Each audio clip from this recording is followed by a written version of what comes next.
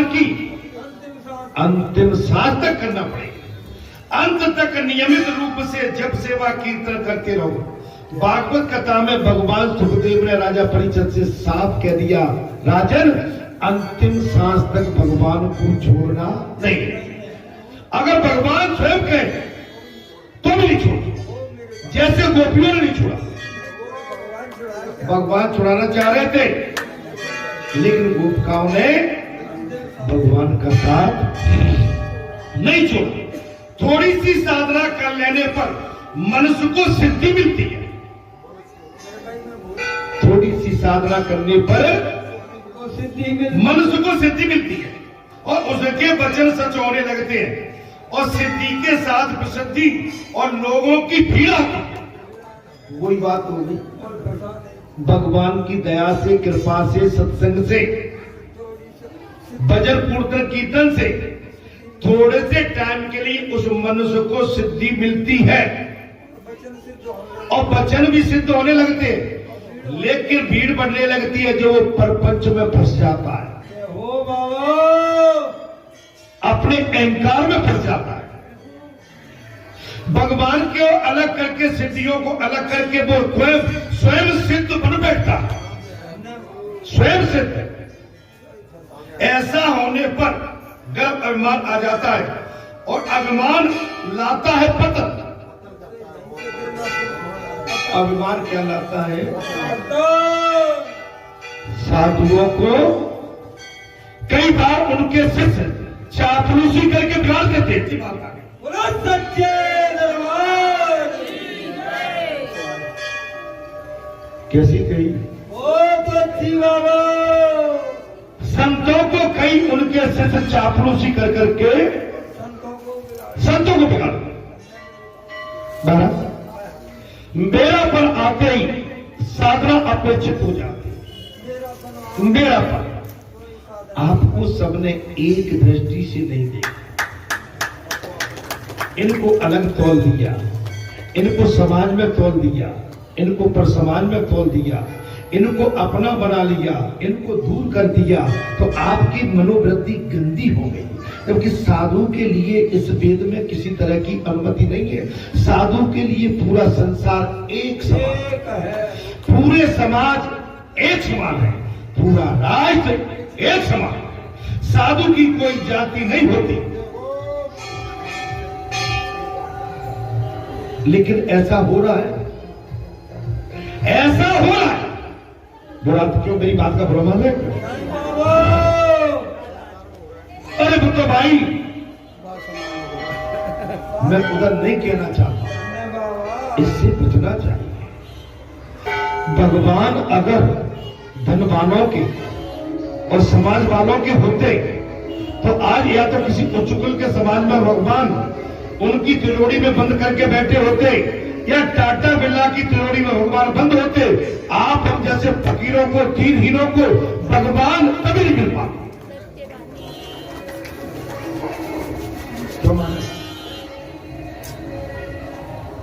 कुछ गलत बोल गया क्या? अरे भाई ऐसे देख रहे हो साहब, मैं गलत बोल गया?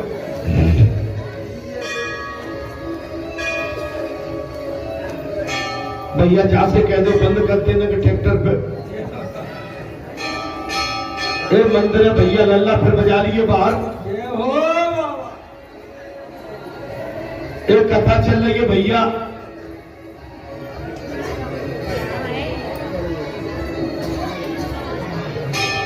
अर्थात साधु सोचता है हाँ सेवा तो होती रहेगी फुर्सत के साथ, अभी तो मैं सेवकों की सेवा का लाभ ले लूं पहले। साधु सोचा मैं अपनी सेवा, और ताम पड़ गई फूट।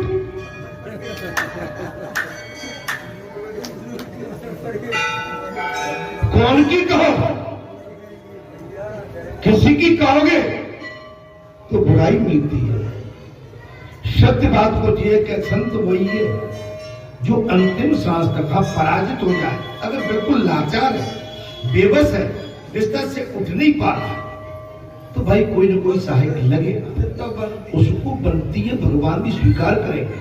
लेकिन हम अष्टमोटे चंगे बंगे चल रहे हैं महाराज। बाबा ये साधना नहीं है, ये साधना नहीं मानी है। साधु सोचता है सेवा तो होती रहेगी फुर्सत से, पहले हम अपनी सेवा तो करा लें। मैं सिद्ध हूं, सो मन से सेवा कर लूंगा। और ये बात ठीक नहीं है। तुकाराम महाराज ने कहा मेरे प्रभु ने मुझे अपना लिया। तुकाराम महाराज ने अब यहां पर बोल दिया मेरे प्रभु ने मुझे अपना लिया। प्रेम बढ़ता ही जा रहा। इन दोनों में हम दोनों एक तो हैं, किंतु भजन करने की आदत हमारी छूटती नहीं है। भले मैं तुमसे मिलेगा पर भजन तो मुझे मैं भजन नहीं छोड़ पा रहा हूं। मेरी आदत में, मेरी आदत में है। ईश्वर के दर्शन हो जाने के बाद भी जब तप सेवा आदि साधनों का लाभ त्यागे नहीं, अन्यथा माया खेले, माया आपको तुरंत गिरे। कुछ लोग साधन की प्राप्ति हो जाने पर साधन की अपेक्षा करने लगे।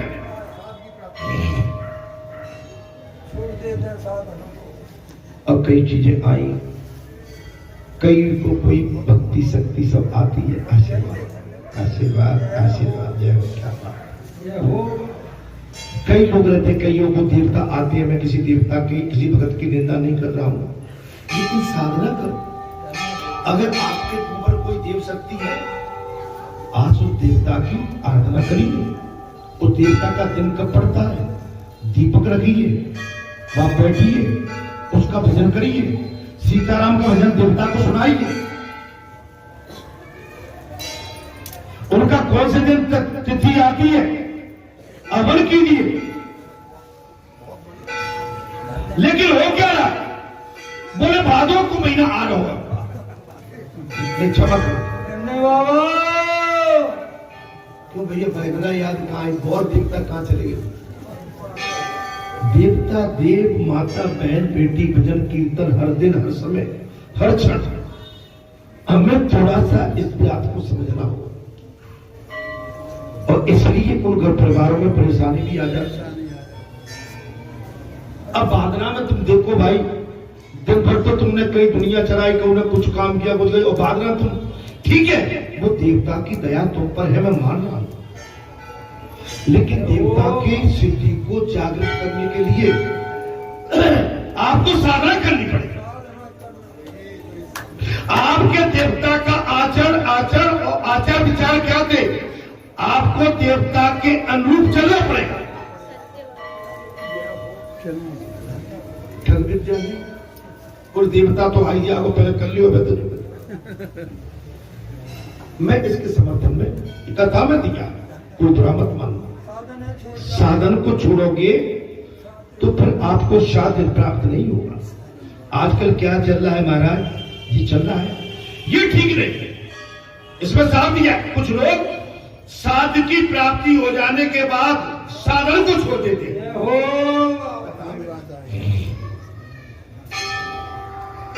अब बालाजी की प्राप्ति ले आए, बालाजी हमें ले आए,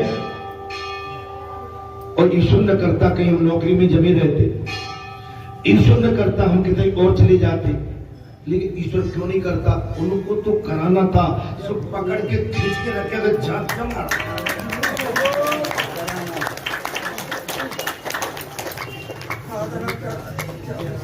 और हमारा बाबा का 3 साल तो भूख नहीं जाएंगे। तुम भगवान हो, हम मानव हैं, हम मानव है, इंसान है, हमारा कर्म धर्म भी ठीक नहीं है बाबा। 3 साल, आज से मैं जो आपको 40 साल पुरानी बात बता रहा हूं, नहीं है। लेकिन अंत में 3 साल बाद के बाबा ने जो कही, तो तू नहीं जाएगा तो मैं तुझे ऐसा कर देता हूं कि तू मजबूर होकर मेरे द्वारे पहुंचे।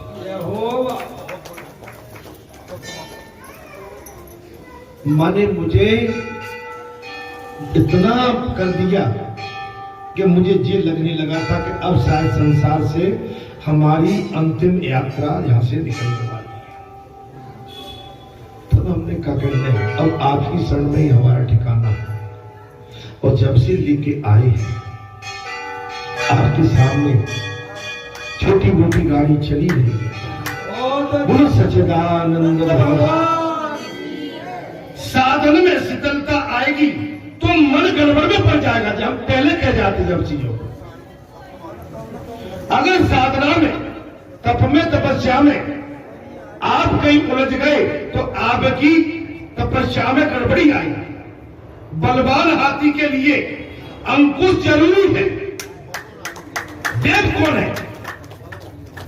और अंकुश कैसे? भजन से, लड़ाई से नहीं, चामुक से नहीं। तुम्हें बलवान हाथी मिल गया, संत नहीं, संता। इनको क्या अच्छा लगता है? बोले भजन। तो डटे रहे। और कई भजन छोड़ दिया तो कहेंगे चल निपटाता हूं। तो ये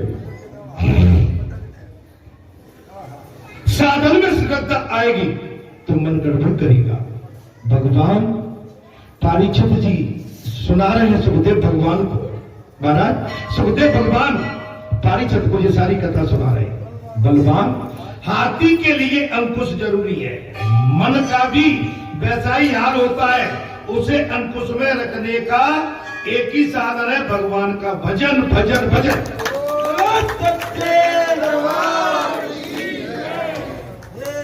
चमत्कार होने पर नमस्कार करने वाले तो पहुंच ही जाएंगे। कथा में बात अब तो 12 बज गए, आप तो खच के मारा। चमत्कार होने पर नमस्कार करने वाले बहुत तेरे पहुंच जाएंगे। तुम तो बिना चमत्कार के ही नमस्कार करते हो।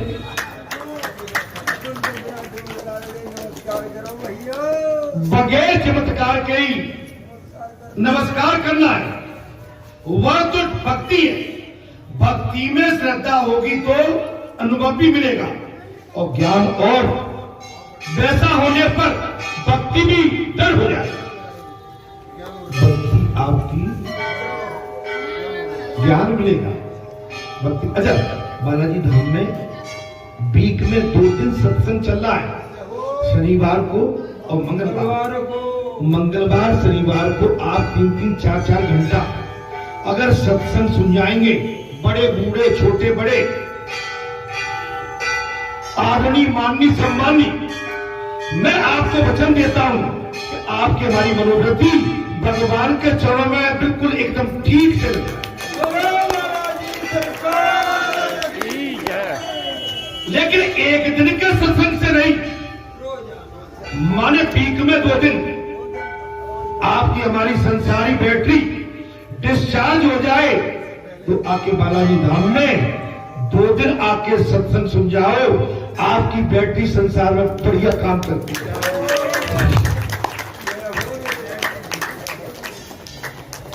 महाराज गोपियों को अभिमान हुआ,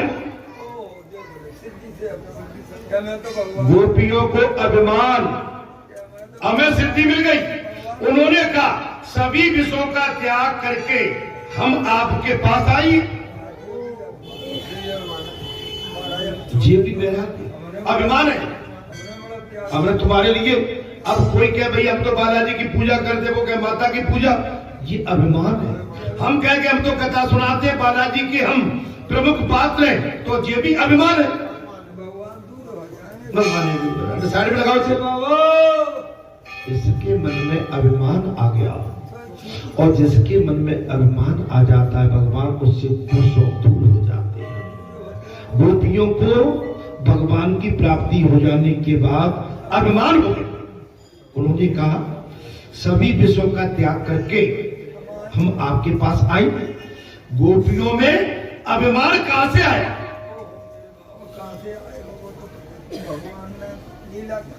अच्छा, आप लोग कर्री बन के बैठे भाई, 12 बजे आनंद आ रहा हो।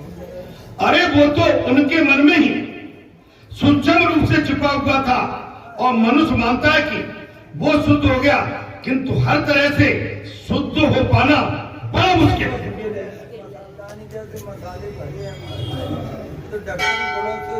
उसकी तेज तरंग आती है, और संसार की तेज तरंग आ गई और गोपियों के मन में अभिमान आगे छुपा हुआ। साधक को तो बड़ा सावधान रहना पड़ता है।